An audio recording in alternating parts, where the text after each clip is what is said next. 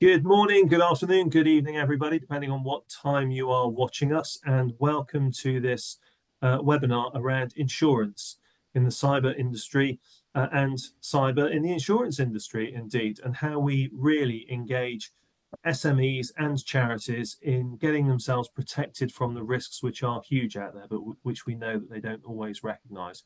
Delighted to be joined today by a number of quite illustrious panelists, and let's start with introductions. Tom, you've just gone screen on with me, so can I ask you just to say hi, please, and introduce yourself? Yeah, hi, Mark. My name's Tom Simcox. I'm the owner of the insurance broker down in Bristol, Simcox Brokers. We're a commercial insurance broker with all sorts of specialism in professional indemnity, cyber and financial lines insurance, like directors and officers insurance. That's brilliant. Thanks, Tom. Paul Peters. Paul. Yeah, hi, Mark. I'm your counterpart in Wales, so I'm the Managing Director of the Cyber Resilience Centre for Wales, which, as you know, is a not-for-profit, police-led organisation which is really there to support businesses improve their cyber resilience. Yeah, that's great. Thanks, Paul. Emma, hi. Hi, I'm Emma Francis. I'm the Financial Risks Executive at Thomas Carroll. Thomas Carroll are an employee-owned brokers in South Wales, so offices throughout South Wales and also London. That's great. Thanks. And last but certainly not least, Shaune. Hello, everyone. Hello, Mark. Shaune Worrall from the British Insurance Brokers Association, BIBA, where I'm the technical policy lead for cyber insurance. That's great. Thank you all for joining us today. Really grateful that you're giving up your time. If I can ask, if you just jump onto mute if you're not talking, that might save a bit of background interference for us. I wanted to kickstart a bit of the conversation just with cyber insurance. Why do we need it? You're all working in the industry. I work, as does Paul, with a lot of small businesses who are suspicious, frankly, I guess, about why they would need to buy something else. Shaune, can I perhaps come to you? I guess you might have an overview. What are the issues around businesses and charities in getting this kind of cyber insurance?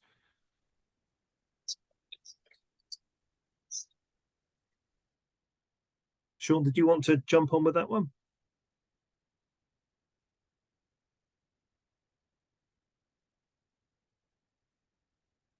Yeah, you're muted at the moment. Forgive me.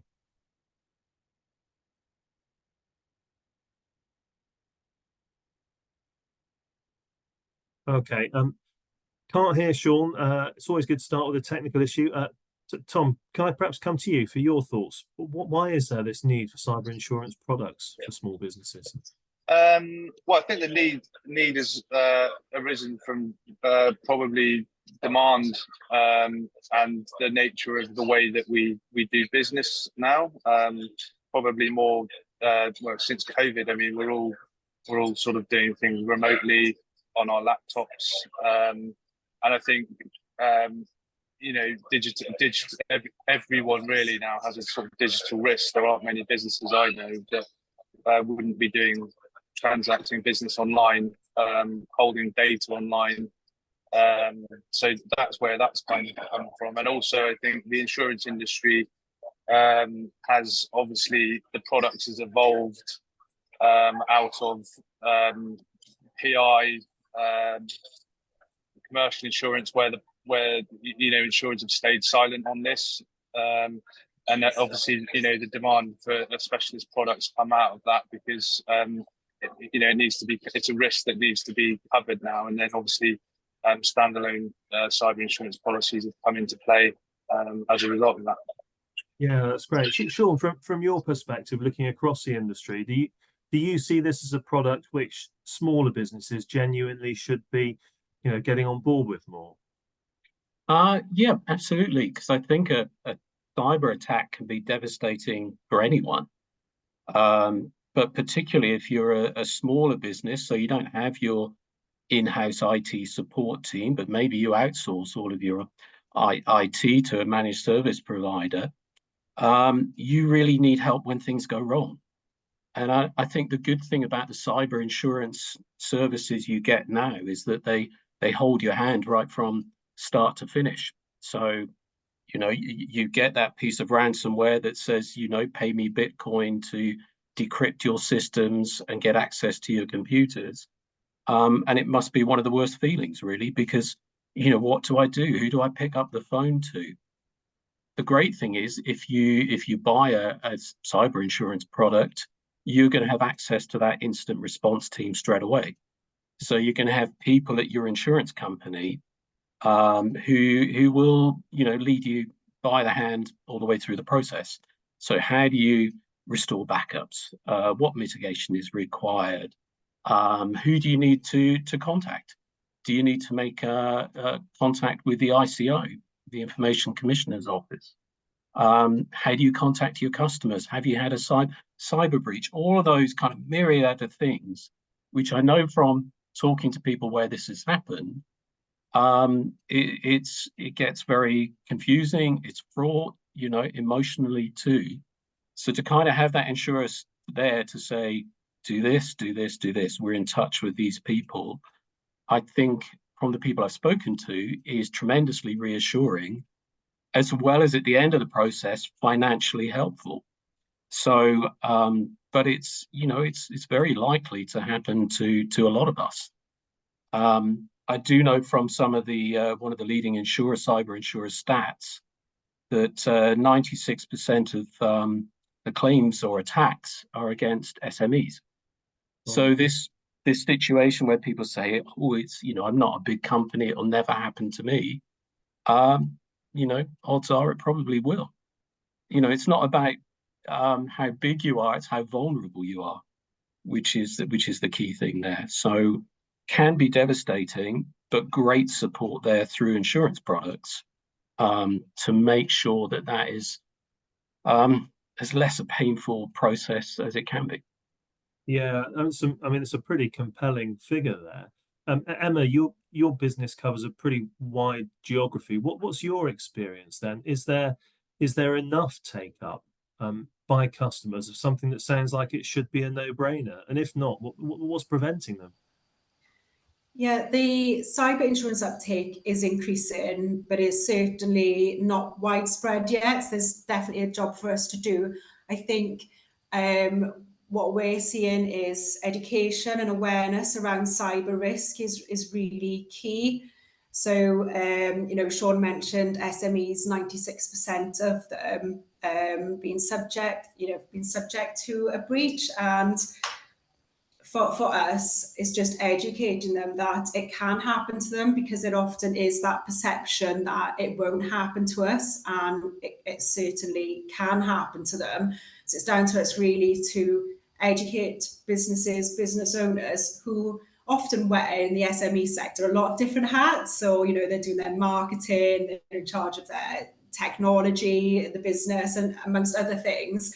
So it's just educating them really on cyber risk and actually the implications of what can happen to their business if they do suffer a breach, and the costs involved with that, the time involved with responding to that breach. All those things are really important. So although the uptake we are seeing it increase, it is not as widespread as we would like, because ultimately we want to protect businesses and make sure that they can manage when the worst does happen.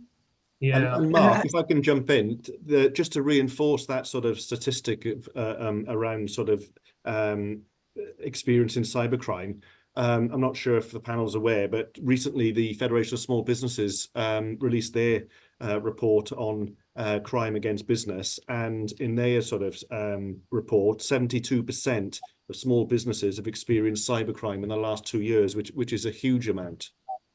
Yeah.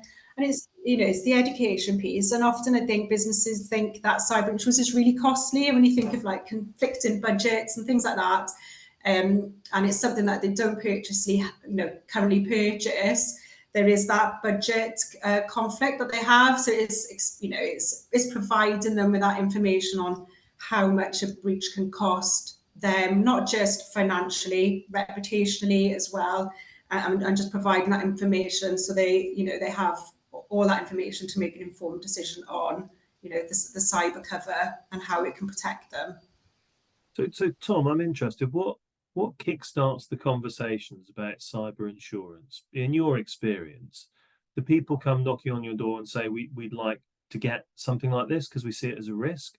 Or is it something that you're having to push? How does the conversation happen? And what are the blockers when it does happen? Forgive me, you're muted.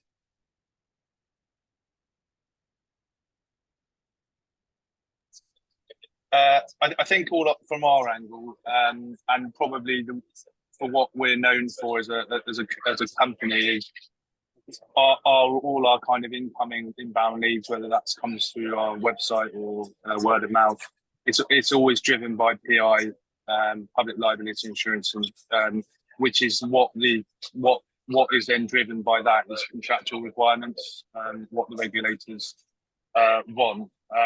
So in terms of how I suppose from an insurance perspective, it's still a cross-sold product, which I still don't see. I just don't know. Obviously we're in it, but I still don't understand how it should be a cross-sold product. From my perspective, from our business, I mean, we're obviously FCA. We have to have PI insurance. Cyber is the most important cover, I personally think, for this business in many ways because of the data and, as you know, Emma's point, the catastrophic loss that can happen. And it's almost like, claims that you see in negligence, there's legal fees, they drag on, there's arguments, and, it takes a long time. Cyber insurance to me is almost a bit like a car crash. It can kind of happen like that, and it can just stop the business operating. And obviously having those the helplines and all the support and the service that you would get with that is a really compelling sort of argument for it. And I think in terms of how where it would come up would be point of quote renewal. We'd obviously I think we're pretty proactive at talking to clients all about it. Sometimes maybe the timing can be better because they're concentrating on their PI renewal or something like that. So maybe it should come in later because they've got too many things focused on that. And also reviewing exclusions and other policies. So obviously at that point when you're looking through the PI, most the policies will now have cyber exclusions on it. So you would be pointing out that to the client and saying, you can get the standalone cover for this risk. That would be a good point to talk about. And in terms of your earlier point, in terms of incoming, I think we've probably had a handful of clients come in and asking us for cyber insurance. And the two drivers for that, I've had a few where they've said like their banks or loan providers have asked for it, investors. So if they're looking for investment rounds, they want cyber insurance. They want to have cyber insurance in place. And also the classic, I think most clients we've got who've got it have had a breach and they haven't been insured, and then they've taken it out. So that's they're then coming to you for the cover. It's interesting, isn't it? I think we all observe that this is one of the key business risks, and yet the thing that pushes people to start the conversation is very often an external factor. It's someone else requiring them to do it, or it's something that's happened and they want to do that closing the door after the stable's bolted piece. Yeah. Paul, I'm kind of interested. So from the Cyber Resilience Centre perspective, where does insurance sit as part of an overall resilient approach? And I guess as part of that, I'm also interested in things like, the Cyber Essentials scheme, which might form part of those conversations too. So for people who don't know, Cyber Essentials is basically a government-backed minimum standard scheme aimed at protecting your organization against a whole range of sort of the most common cyber attacks. Basically there's two forms. There's Cyber Essentials, where you can do a self-assessment, and there's Cyber Essentials Plus, where you can do a third party comes in and makes that assessment. But I guess with Cyber Essentials, you get your policy gives you £25,000 worth of cover, which does cover things like legal expenses, IT expenses, data recovery expenses, extortion threat, potentially sort of data protection fines. But I think it's important to recognise that £25,000 is not a lot of money when it comes into some of these larger cyber attacks. So Yes, that cover is great to have free with Cyber Essentials. It might be sufficient for a small breach or an incident, but if you suffer a serious problem or more than one incident, it's unlikely that that's going to be sufficient to cover. So certainly from our perspective, yeah, we're really keen to sort of support businesses obtain Cyber Essentials, and we certainly promote that. But we also think it's very useful to have that conversation about whether that actually covers your needs. And if you assess that it doesn't cover your needs, then you really need to be thinking about taking out insurance, a specific cyber insurance. So, Shaune, I'm interested in how the offer is shaping up for those business and those charity clients. If at the the near end of the scale there is something like a Cyber Essentials, which gives them a minimal thing. What offers are there after that? How complicated is cyber? What does the product look like for me as a consumer? I think first of all, tracking back to Cyber Essentials, what a great opportunity at that accreditation point to discuss your particular business's cyber insurance needs. And I'd like to see Cyber Essentials really expand to be able to have, as Paul's saying, that conversation, because this is annually renewed as well. So there's an annual opportunity to discuss how cyber insurance can help your business. How we wind that into the conversation at that point, or maybe it goes into the accreditation process itself, because cyber insurance is likely to contribute to the overall cyber resilience of that business. So it has a relevance actually within the Cyber Essentials accreditation program. So, but there and also at the point of accreditation, we would, encourage people to speak to a broker to have a conversation about those individual needs. And that also is not just with thinking like, post a breach situation or a loss, and these great services come in to help you. But good cyber insurance now will do 24/7 threat monitoring, vulnerability scanning, and a number of security features, so that hopefully, your chances of having that criminal cyber attack are less. So, and it's one of the very few policies where you don't have to claim to get value from the policy. I can't think of too many others like that.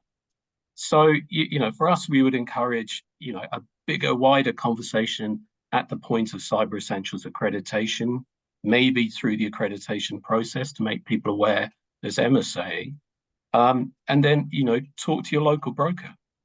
I would say BIBA offers a find a broker service, find insurance.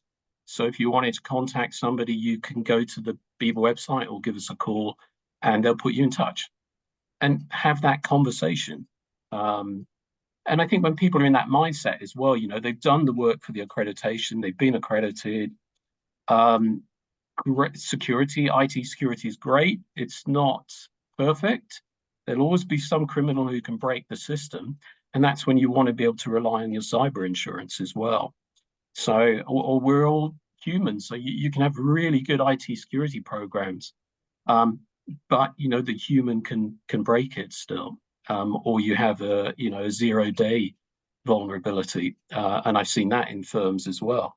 So, and not necessarily big ones. These are SMEs too.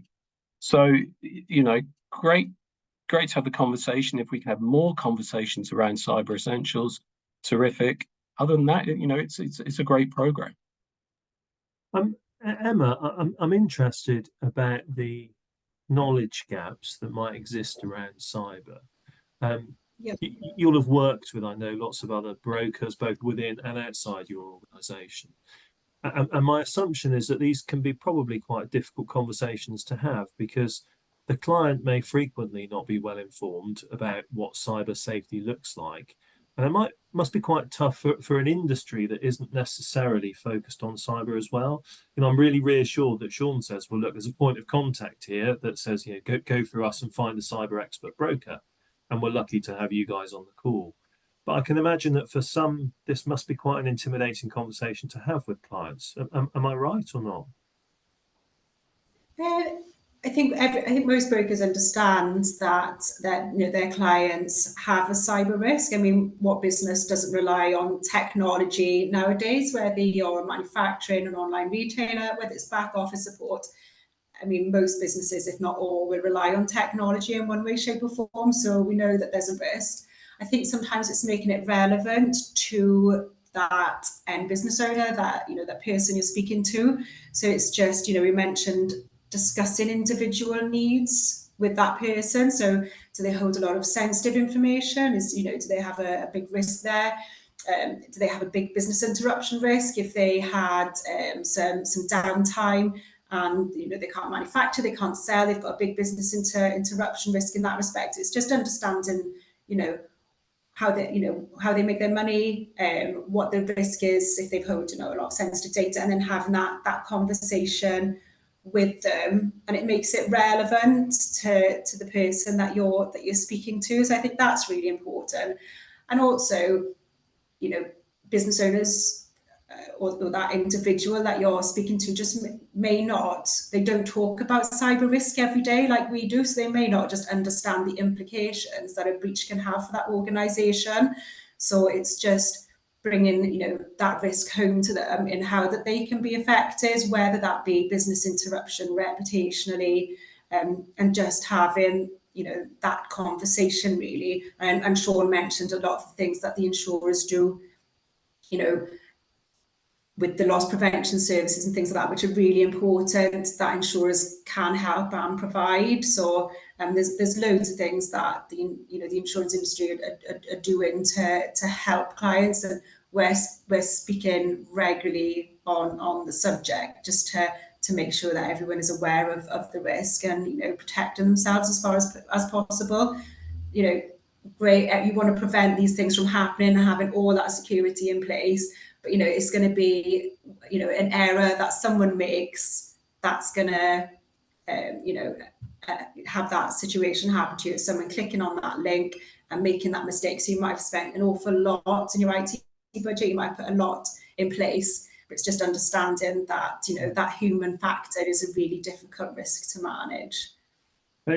I think it's really reassuring that we can have that conversation in terms of a business risk rather than a technical risk, which I know is a conversation that many people find quite difficult.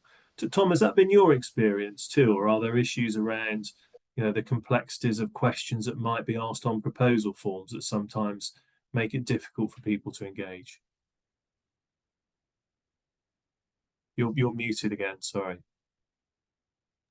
Sorry, I'll get it right then. Yeah, I think the knowledge gap. I think initially, I mean, when I think cyber insurance, it's really come on in last couple of years, really. And I think the difficulty has been, obviously it's an emerging product, and insurers don't have all the data that they do on property and established insurances. So initially, I think the forms were extremely complicated to complete.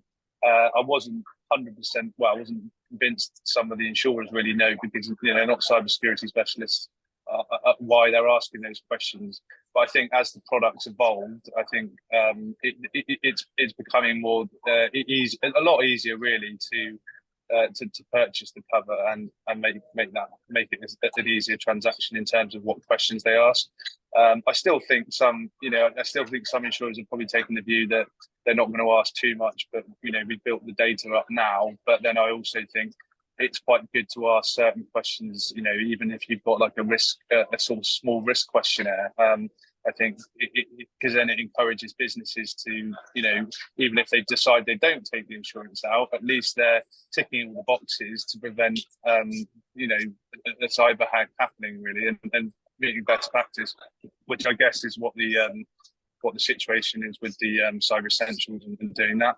And also, I think in terms of what the gap looks like, I think that's quite. I think it's a fairly broad question. I think the gap across sector. I think you probably look at quite across business sectors. I think looking at our client base, I think I personally think a lot of traditional services that there seems to be a gap in why they're not buying this cover.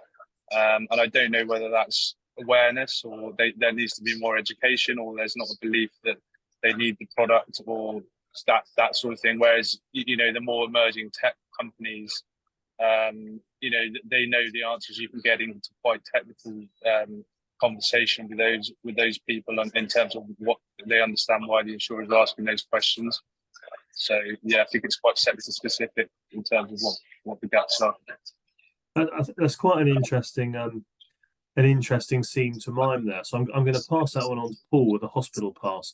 Paul, in your experience then, so that issue around different sectors engaging differently with cyber as a broad topic, not just insurance, have you found particular groups, industries, sectors that are less willing to have these conversations, that are less open to protecting themselves and doing what they need?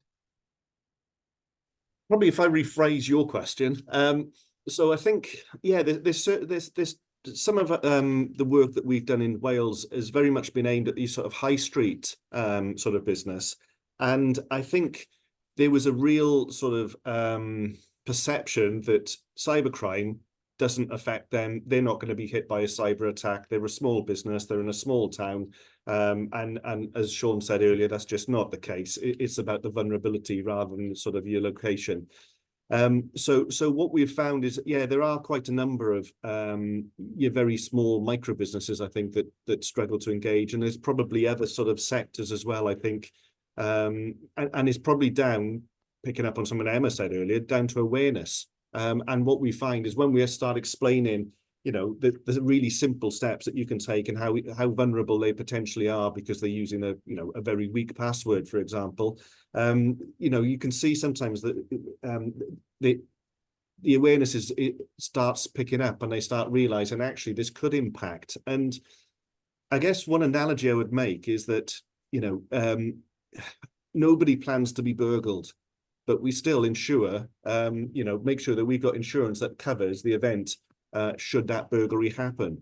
And we need to start thinking about cyber, I think, in the same terms. So that's a sort of message we try and get across is, yeah, put the steps in place, but also be prepared for when it happens. And one way of sort of preparing for that is to sort of have that insurance in place. So I think, come back to your original question, yeah, I think we have found probably more size related unawareness of the issue rather than sort of sector specific, but that's not to say that the sector specific issue isn't there. Yeah, thanks, Paul. If I can pose a question to Emma, sort of linked to that, has it been your experience that once we get somebody over the line with this, once they are engaged, that they stay engaged? Or do you find that after a year or two, clients are pulling away from this product because they haven't made a claim? No, generally, once someone's engaged, I think they have a good understanding of the risk and they are engaged. And yes, I think in that respect, you don't really see clients pulling away after a certain number of years, because once they've got that understand their risk, then they continue with the policy and with the coverage. Once they get to that point, I suppose they know how the insurance policy can help them as well. If something did happen, that initial incident response, which you touched upon, is so crucial. So if something did happen, a lot of businesses don't have in-house expertise to deal with that. So the fact that they have the insurance company to help them, it gives them that comfort, and it's not something that they're going to readily take away. I think once you've got that cover, it's quite a big decision then to sort of take it away and take on that risk, because if the worst does happen, the implications financially, reputationally, can be really significant for a business. So once they understand that, they don't really want to take away the insurance. So yeah, I think they tend to stick with it. Which is positive because it gives us less to do, right? We just need to get them across the line once rather than keep pushing them across the line. Yeah, that's right. And depending on this, the size of the organisation, some businesses are quite sophisticated when it comes to this and really understand the risk. And there's many people are engaged with the policy within that organisation. But then with SMEs, it's getting them engaged, getting them understanding the risk, and then we can make sure that they're protected properly. Hopefully they've, got that preventative piece in place. You've mentioned cyber essentials and some other things. And then, if it all else fails, the insurance is there as it would be if there was a burglary, as Paul said. And so, Shaune, if I can direct this one to you, you might have a bit of an industry view on this. If I don't have cyber insurance and something happens, how bad is it likely to be? I know that's a how long is a piece of string question, but looking at the kind of claims that you're seeing across the industry, is this a minor headache for people, or is this an existential crisis? I wouldn't want to dramatize it, but if you think there was a haulage firm in Leicestershire called Knights of Old, and I think it was last year, they had a cyber attack, a prolonged cyber attack, and it drove them out of business. Now, there were probably other contributing factors to that, I don't know, but it was well publicized at the time. And it's, how do you survive if you don't have the support to deal with it? So, from your IT backup mitigation sort of process to the financial process, you may not survive. It could be that devastating. I suppose then you get to firms where, if I'm an individual with responsibility in that firm for my kind of operational continuity, or if I'm a part of a small board of directors, maybe I have shareholders, what are they going to expect of me? Because if I haven't insured for this and this financial protection was available, I hope you've got good directors and officers cover, I suppose. So I think everybody has a responsibility to look at the risk, see how they're going to mitigate that exposure through robust IT security, and then maybe through insurance as well, because that's never going to be 100% sort of fail safe. So yeah, it can be absolutely devastating and take firms out of business, or it could, seriously dent your income. A lot of things that, maybe people aren't so quite aware of is the business interruption and the cost of that. So you might have an increased cost of working, as we call it, our jargon, I suppose, for keeping the business going.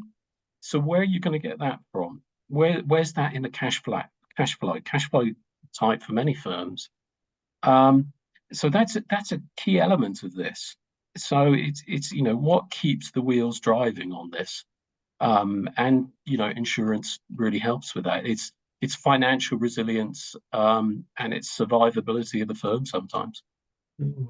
So it's a really, really helpful conversation today. A number of themes have come out. I think one of the things that I want to try and pull out from today was, how we close this gap, which perhaps is one for a next conversation when we look at, what some solutions might be. But I know in sort of preparing for this, so the government figures would suggest that 7% of businesses have got a discrete cyber insurance policy, standalone cyber insurance. And yet we know that a third of them will spot an attempted cyber attack every year. And we know, as Shaune says, that many of those can prove really damaging or just final for a business. So closing that gap between the 7% and a far higher figure feels like a really important thing for us. I'd probably like to kind of wind up just going around the table with a final thought on what's the one big problem that you think we need to try and address in order to close that gap a little bit. Paul, can I come to you first? What's the one thing you'd want to sort? So ransomware, which obviously is encrypting people's data, I think, at the moment for the criminals, it's a really good business model. And the reason it's a good business model is because so many businesses are paying. And I sort of understand why. But I think if we link that to sort of cyber insurance, there's potentially, if you get the experts in and the incident response guys, there's the potential of not having to pay. So that's the first sort of big thing for me, is to sort of get people to understand that this prevents potentially you paying criminals, and that business model continuing. Because if you haven't got any insurance and you get hit with that ransomware, what are you going to do? I've spoken to businesses, and generally, right, all we can do is pay because we don't know what else we can do, or we've now gone to an expert. And so I'm thinking of one particular example of a business I spoke to. The ransom was £1,000. In order to sort of get work done on their decrypt their data was going to cost £8,000. So what are they going to do? But maybe if they'd have spent, the substantially less amount on cyber insurance right at the start, then that issue wouldn't have arisen, and somebody could have recovered their data, and they wouldn't be paying criminals money, which then sort of keeps that sort of whole business model going. So yeah, absolutely. So closing the gap closes the gap, in other words, in some ways. Yeah, that's really helpful. Tom, thoughts from you? Yeah, I think could you repeat the question again? Sorry, Mark. Yeah, so the one thing that you would look to, the one problem that you see that stops people from engaging in cyber insurance, what's the biggest thing that we should be looking to change and solve between us? Well, I think just continuing really what we're doing. I think the idea of these cyber resilience centres is great. Just continue to improve and educate people on making them aware of the risks. I think as an industry, and I think it's getting more simplified. But I think there's a lot of jargon in this sector. I think there's a lot of IT cybersecurity jargon, which if you're in it, you understand it. But at the same time, the buyer that you're trying to get an audience that is buying a product, which is with all that jargon. I think we've got to just keep improving that sort of language and making it more accessible and easier for people to understand. And I think putting it into more layman's terms, using more examples. I think the example that Paul used, it's a bit like your house. You buy house insurance. If that's the property, it's a tangible asset. Your data is a non-tangible asset, but that's effectively your property, isn't it? But it's in a digital format. So I just think keeping that going. And but I'm pretty optimistic. I think that over the last few years, I think it's come on really well. I think insurers are pretty much. I think they're getting there really, and with the products, I think that's evolved. But I do think as you pointed out earlier, the government's saying 7% take up, and we're talking to some insurers, they think around about 10%. That is way too low in the UK. You talk to, I've heard people say in the US it's around about 40%, getting to 50%. Why is that?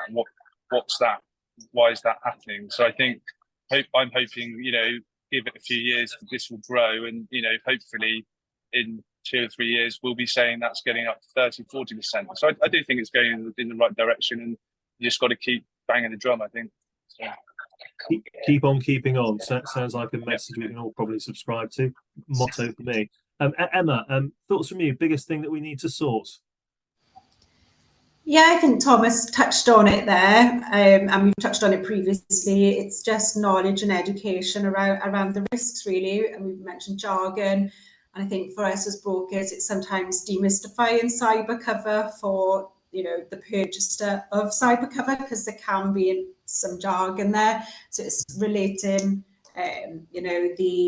the risks that they have, explaining the covers that are in the policy. So if we call it cyber insurance, but what does that actually mean to the buyer? So we just need to talk about their risks. Is it data breaches, and how does that affect them? Is it business interruption? Is it and if a ransomware happened to them, how would that affect them, and the covers on a policy? So it really is about education of the risk generally. I think we've moved a lot, haven't we, as a country and worldwide, really, in that we're so used to insuring traditional risks, but things have changed, and these emerging risks are here, and they're here to stay, and we need to sort of update our attitude to risk, I suppose, to include some of these these covers in. So cyber being up there with that needs to be included to protect our businesses going forward. So probably some increased awareness at senior levels as well within those businesses that would really help. Yeah. Okay. Yeah. Shaune, lastly to you, and again, hospital passes I like to. So there are three kind of problems there, which probably around the demand side, I suppose, that, you know, what we need of businesses. Is there a gap at all around the supply side? So it's in terms of the products that the industry is putting out there. Does that look right at the moment, or is there work to be done in order to ensure that things are more accessible for small businesses and charities? What's your view? I think there are some very good products out there now, and I think they've been tested over the last sort of 4 or 5 years. I also see a situation at the moment where there's new entrants to the market. So I think you'll see more providers and more products. But for me, I suppose it's about confidence of the buyer. You know, and you know, you would want to say to people, you don't need to be an IT security expert to buy this product. I'd say the same to brokers as well. You know, you can't expect brokers to be IT security experts as you could expect them to be lawyers if you're providing legal expenses insurance. But it's giving them the confidence, and part of that is the jargon, the IT security jargon. You know, it can be difficult to overcome. But I suppose as a business, you know, if you're outsourcing your IT, you're paying for that. So, you know, ask your IT provider to help you. You know, if you've got proposal forms to complete with the broker, go back to your IT provider and say, you know, do I have DMARC? Do I have endpoint encryption? Whatever these things are. There are also, you know, really good glossaries out there now, what some of these things mean. So BIBA has a cyber insurance guide, NCSC, lots of people, probably yourselves. So the information is there. I would just have the confidence to go and find out more, to inquire. And I suppose, you know, to go to a broker and explore this won't cost you anything.